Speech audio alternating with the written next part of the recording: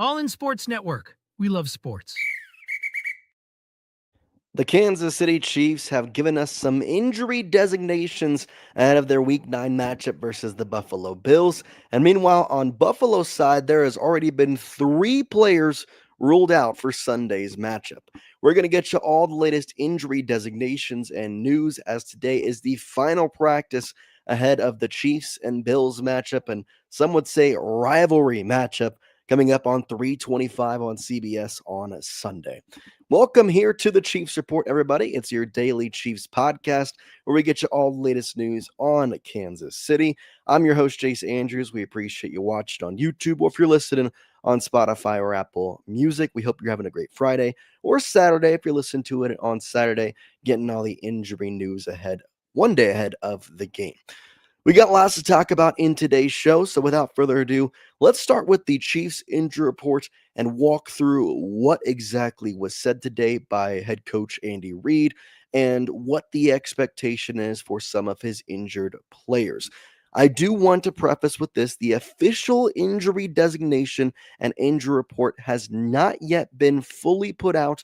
However, Andy Reid always talks to the media before practice on Fridays, and he has basically told us who's going to play, who's not, and for all intents and purposes, who's practicing today, who's not, is going to tell us, all right, does this guy have even a sliver of a hope? He also gave us one guy who's not practicing today, but is still expected to play for tomorrow. We start with the obvious, though, and that is Isaiah Pacheco, as Kareem Hunt will make the start on Sunday with Isaiah Pacheco out. Now, we expected this after the injury that Isaiah Pacheco suffered in Monday night against the Commanders this past week, in which he had an MCL sprain, was the official diagnosis. I want to say that there's a chance for him to come back next week, but if I had to guess, I think they're going to wait a little longer. I think they might keep him out this week, keep him out next week, and have that first chance for him to come back in the next week. So you'll have that bye week coming up as a good thing. You can potentially play him after that. I'm interested to see how they go about this. I really am interested to see, because today Matt Nagy was also asked about the running backs for the Kansas City Chiefs, and he said that he likes the guys they have, which kind of put a curb stomp into what we were expecting for the trade deadline in some pieces. Now, is Matt Nagy Brett Veach? No, not by any stretch of the imagination. He is not the one making the decisions. He's not the one that is going to be ultimately choosing whether the Chiefs need a running back or not. As an offensive coordinator, you're going to prove and say confidence in your guys. So I think that's what it is. But let's talk Kareem Hunt. Let's kind of talk what the expectations are for him, and go from there. So we first start with his stat sheet here on ESPN. As you can see, through his first games, or his games this season, nothing really strikes you as top tier running back material, but at the same time, I don't think it can be said for Isaiah Pacheco that he necessarily did anything for top tier running back potential. 62 carries, 245 yards for Kareem, and 4 touchdowns this year. So I am excited to see Kareem as the lead back, but I am more excited to look at Brashard Smith. And I think that goes back to Andy Reid last week telling us that he likes the versatility of Brashard. He likes the way that Smith will play the game. And in a lot of ways, they want to use him for all of his abilities, not just his rushing or receiving, but his blocking, and use them all together. This will be the week that I want and expect to see that, because you are down and out a running back. The expectation as of right now is that they will not be pulling up a running back off the practice squad. That could change. You get a certain amount of pull-ups per year before you have to be added to the squad. They have some pull-ups for the running backs in the practice squad. Even if they get pulled up, they're not going to play that much, especially with the way that practice squad works. For Kareem though, and for this game, I'm expecting a couple different things. The first thing I'm expecting is that he is going to have upwards of double digits in carries, which is something that has happened in only 2 games this season. It was back versus New York and Baltimore. Um, each of those games, though, he had only 34 yards. Funny enough, in the games that the that he had more than those yards. He had 49 against the Jacksonville Jaguars, in which he only had 7 carries. However, he did have 2 touchdowns in that game and a long of 33. And then, of course, the most recent game against Washington, in which we had that injury suffered by Isaiah Pacheco. You have 9 carries, 40 yards, and 1 touchdown for Kareem Hunt. This all to be said, I really think the Chiefs are going to be fine without Isaiah Pacheco. Would they be better with him? 100%, not a question. I really don't think that's something we even need to answer. However, I think they're going to be fine. I like the play of Brashard Smith. I like the ability of Kareem Hunt. I like that this is a team that can take these hits and be okay with it. And if you really want to go that deep, I don't think they need the running back room to succeed. I know the Bills secondary is better than people realize, and that they are a better defense in general than people realize. However, it's Patrick Mahomes. It's a guy who has seen this Buffalo defense time and time again. His points against them in the regular season aren't as high as they are in the postseason, but they are still pretty darn good, if you ask me. And so, something that we should also watch here is a couple of different injuries that I want to take a look at. Jalen Moore, who was sick, did not practice today. Isaiah Pacheco, who had a knee injury, obviously didn't practice today. And Josh Simons did not practice today. Officially, Isaiah Pacheco was ruled out and Josh Simmons was ruled out. But if we can continue on here, we can see that left tackle Jalen Moore, he did not practice Friday due to an illness, as we mentioned, but Andy Reid said he will be ready to go for Sunday, which is a very good thing, just simply put, because if you're going to be without Josh Simons again, you need more to come up and kind of be a stable piece in that offensive line for what has been something of a, I'm not going to say question mark because that's not the right thing whatsoever, but definitely a rotating offensive line. I mean, Trey Smith has been out, which we'll talk about him in just a moment, as seems he'll be back today. Actually, he caught a pass today in practice, funny enough. So they're running trick plays out there. I think he'll be fine. He was dealing with back spasms. It's not something that was super prevalent, but you can't exactly play when you're experienced that. Seems like he's going to be good to go for this upcoming game. So let's talk about Trey Smith here, why don't we? So um, he is expected to start, is the expectations we can see here from Matt Derrick's tweet saying that, again, Jalen Moore in practice, but Andy Reid says that he's good, and that Trey Smith is expected to start Sunday while Isaiah Pacheco will be listed as out, which we now have official reports coming in from ESPN saying that the 2 guys listed as out on the official injury report is Isaiah Pacheco and Josh Simons. Trey Smith, I believe technically he's listed as questionable, but he is good to go. We'll have the official injury report out from the Chiefs later on the day, but we know that Pacheco and Josh Simons and Josh Simmons are going to be out for this upcoming game. Left tackle Jalen Moore, again, he will probably be listed as questionable. However, again, Andy Reid did say that he is expecting him to go. So that's going to be a very good thing to see. For Trey Smith, it's a very good guy to have back on this roster. You look at his PFF grade this season and really just overall, and it's somebody you really can't miss out on. A 70.5 PFF grade. That ranks him in the top percentile of all guards in the NFL. And in fact, it ranks him 14th out of all 82 guards in the NFL in terms of PFF ranking. His pass blocking grade is definitely the top tier thing he has. It's 81.2, and his run blocking rate at 61.5 ranks him 37th amongst all the 82 guards. He's 4th in pass blocking grade. He's such a big piece to get back for multiple reasons. And when you want to give Patrick Mahomes as much time as possible once he's facing a secondary of this caliber, I really do like the Bills secondary in some aspects. They're better than what we faced in the past couple of weeks, but at the same time, I want to believe that Patrick Mahomes is going to be able to command this offense and not really have to worry too much about time in the pocket. I think is the best way because of the offensive line and partially because of the defensive line that they're going to be facing. I don't think it's going to be a problem for this Kansas City offensive line, especially having Trey Smith back. Obviously, if Josh Simmons was here, you'd feel a little more comfortable with that line. But Jalen Moore is going to be good. The rest of the line's going to be fine. Penalties has been a bigger issue than blocking for the most part this year on that offensive line. So having Trey Smith back is a huge thing. But ultimately, the thought process going into the game, a couple of different things. Kareem Hunt will be starting over Isaiah Pacheco, but be on the lookout for Brashard Smith. We talked so much about him last week. Andy Reid talked about him last week, saying, "Hey, he's going to have some play. He's going to be out there on the field."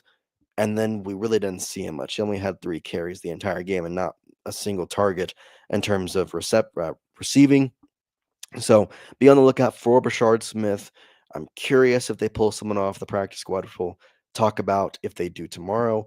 We'll also kind of look at this offensive line, make sure that Jalen Moore is good to go. Obviously, Andy Reid can say that, but an illness could go in a different way on Saturday.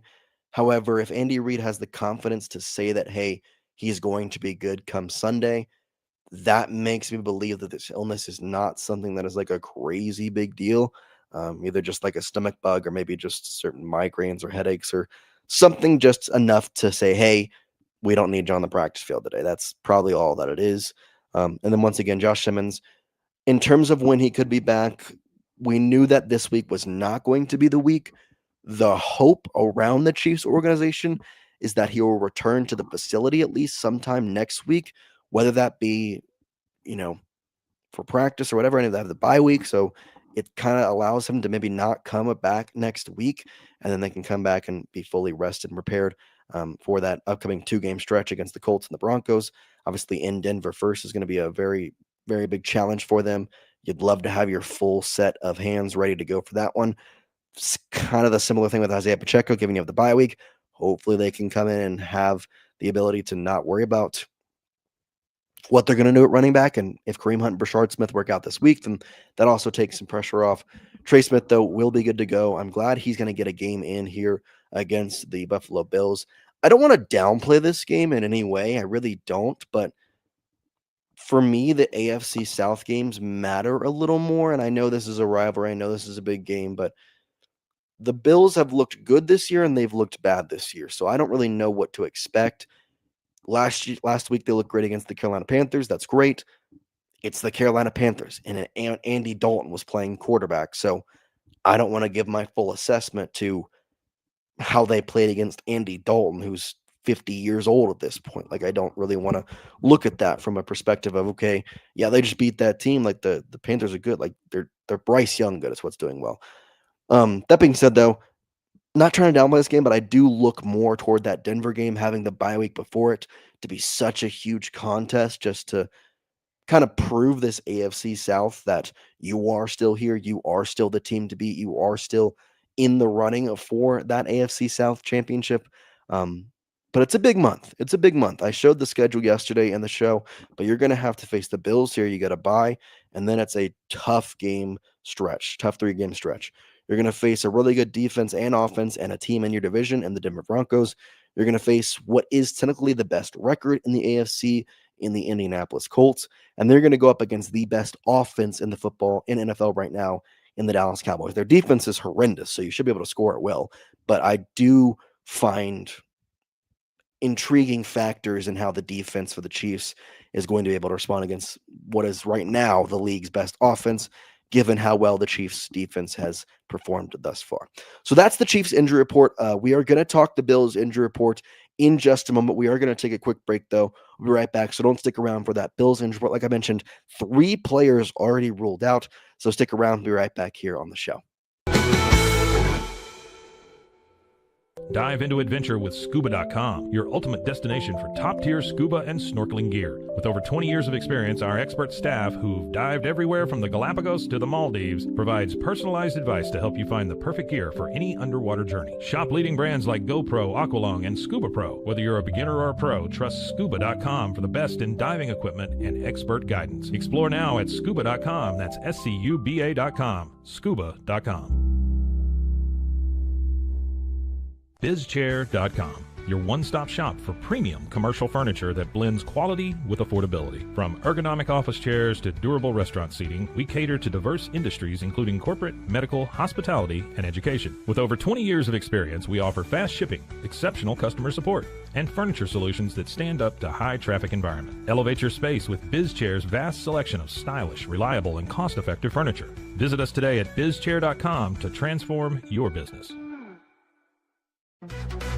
Level up your game with Corsair, the global leader in high-performance gear for gamers, content creators, and PC enthusiasts. From award-winning PC components to premium streaming equipment, smart lighting, and esports coaching services, Corsair delivers an ecosystem designed for peak performance. Whether you're a casual gamer or a pro, alleviate your setup with Corsair. Shop now at Corsair.com. That's Corsair.com. Corsair. At Mitzi, we believe the right light can transform any space. Born from a third-generation lighting family, we craft beautifully designed, premium lighting that's made to be affordable. Inspired by Grandma Mitzi's eclectic style, we're on a mission to make high-quality lighting accessible to all. Whether you're updating your space or adding a unique fixture, Mitzi has the perfect design for you. Beautiful, well-made lighting without the high price tag. Discover your perfect light at Mitzi.com. That's Mitzi.com. Mitzi. Founded in 1910, Samsonite is the world leader in durable, high-quality luggage and travel accessories. Made to the highest standards, our products won't let you down. We give you the confidence to get out there and explore. Inspired by the past, devoted to the present, and built to inspire a multi-generational future, Samsonite is here to elevate your journey. Travel with Samsonite and pack confidence every step of the way. Shop now at shop.samsonite.com. Samsonite. The grinder mentality that Randy and Brent Habert built into 44 Pro runs deep within our team. Every member shares a passion for the craft, the game, and most importantly, the player. When you step onto the field with a 44 Pro custom glove, you'll feel the difference. It's not just a glove, it's a 44 Pro. Crafted with dedication, made for performance, and built to last. Get your custom glove today at 44pro.com and experience the 44 Pro difference. That's 44pro.com, 44 Pro. At Angel Bliss, we believe every parent's journey is a beautiful adventure. Our mission is to make it joyful and stress-free with thoughtful, safe, and innovative products. Born from a love for family, we promise peace of mind for parents and comfort for babies. From playtime to bedtime, every Angel Bliss product is designed with care, reliability, and a style to nurture the special bond between parent and child. Angel Bliss, creating happy memories, one baby at a time. Visit us at angelbliss.us. Angel Bliss. Golf Partner, the world's largest golf store network, offers more purchasing opportunities than anywhere else. With a dominant market share and a wider selection of quality secondhand golf clubs than our competitors, we make it easy for you to enjoy the game with affordable, top-quality equipment. Join us at golfpartnerusa.com and discover why we're the trusted choice for golf lovers worldwide. That's GOLFPARTNERUSA.com. Golf Partner.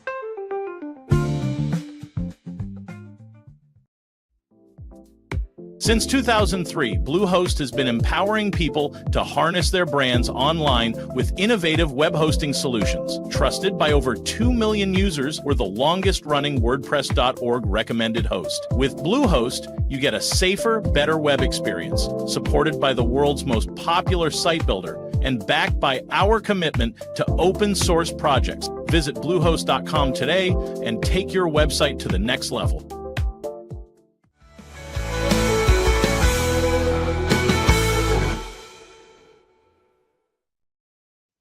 Welcome back in here to the Chiefs Report. Jason Andrews joining you here on the Rogue Sports Network. We appreciate you joining us, and we talked the Chiefs injury report already. Now it's time to talk the Bills injury report, because we got some. Listen, an injury is never a good news, and I'm not trying to say that, but in terms of football, this is actually going to help out the Chiefs in a pretty big way. They had 3 players today that were officially ruled out. And here is the official tweet. Defensive tackle Daquan Jones, wide receiver Joshua Palmer, and linebacker Shaq Thompson have all been ruled out for Buffalo versus KC. We're going to break down these players one by one and how big these injuries actually are, because when you look at this from the outside, especially if you're not watching the Buffalo Bills, those aren't names that you like hear. It's not Josh Allen. It's not James Cook. It's not Von Miller. It's not going to be Bosa. It's nothing big, right? But these guys are actually a lot bigger than you think, especially Joshua Palmer. I want to start with the defensive tackle, though, in Daquan Jones. He has been a huge part of this season for the Buffalo Bills for a multitude of different reasons, because that defensive line has not been great. That's the one portion where the Bills are defensively, I'm going to say, struggling more than succeeding because their defense as a whole has actually been pretty good and kind of like the Chiefs, a little underrated throughout the entirety of this 2025 NFL season. But the defensive line, it's not been great. This guy, though, Daquan Jones, has been a bright spot in it. 73.7 PFF rating, ranking him in the upper echelon of most in the NFL, 20th out of 128 interior defensive linemen in the NFL at that PFF ranking. He also has 10 pressures, that ranks him 53rd in the entirety of the NFL in terms of pressures. So that's obviously a very good one. The defensive tackles for me need to be better on the opposing end against the Chiefs just because I don't know. The edge rushers, I you already fear them. You already do. The interior part is where Patrick can make himself work because he's so good at maneuvering the pocket. And so when that pocket breaks down and that, let's say, edge rusher comes off that left side, a good quarterback will step up and then step left or right, depending on that hole. But if the defensive tackle pushes that offensive line back, there's not a way that he can step up and have enough room to go left, right. He's stuck in the pocket. And so for me, the edge rushers are going to get their own. That's just the way that the NFL works at this point. Honestly, you watch Myles Garrett, you watch Max Crosby, you watch a bunch of these edge rushers, and there's legitimately not a way to stop them, but a way to slow it down. And so they're going to get back there. It's just a matter of time. But what the big portion about it is if they get back there, are you going to be able to step up and move left or right out of the pocket? So then that edge rusher has to then turn around, double back, right back into your offensive lineman who had just blocked him.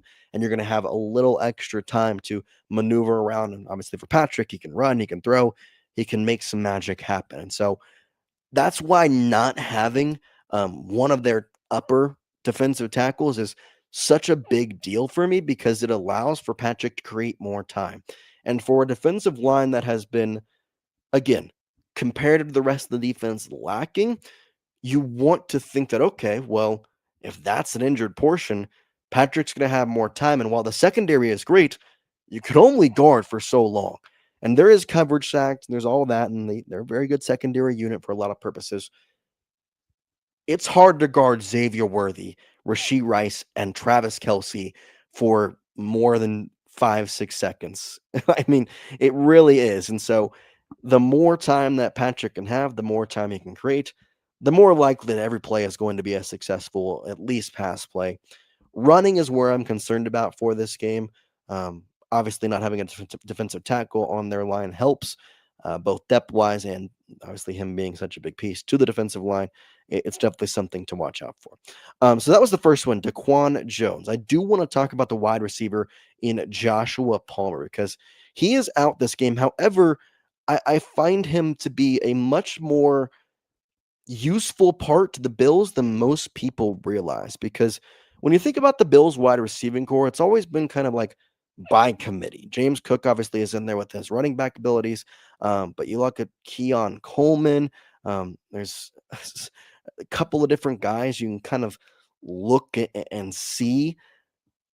Palmer is one that's actually been pretty good, especially over the past couple of weeks.